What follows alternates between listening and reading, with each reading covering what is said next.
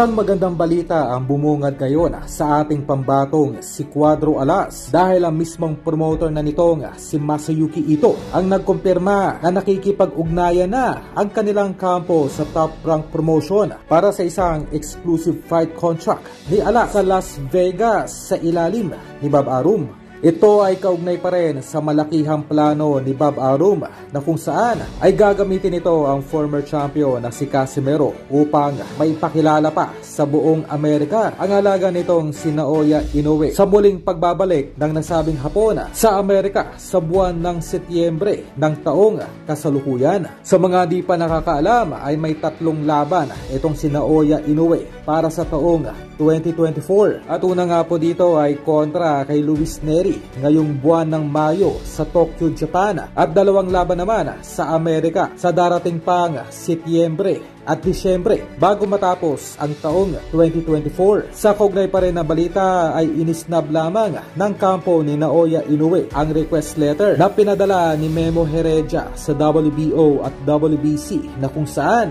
ay nakasa dito ang pakiusap ni Memo Heredia na ilipat sa Las Vegas ang venue ng laban ngayong Mayo ng kanyang alagang si Luis Nery kontra dito sa Hapon na si Inoue. Sa madaling salita ay ekis na or denied itong pakiusap ng kampo ni Nery na huwag sa Japan ganapin ang kanilang laban. Para po sa kalaman ng lahat, itong si Memo Heredia ngayon ang tumatayong strength and conditioning coach nitong si Luis Nery. Marahil ay batid nitong si Memo Heredia na kargado ng ipinagbabawal na kemikal itong si Naoya Inoue. Kaya ganoon na lamang ang frustration nito na huwag sa Japan gawin ang nasabing laban na paniguradong malaya na naman na makakapagpaturok ang nasabing Hapon sa loob ng baluarte nito.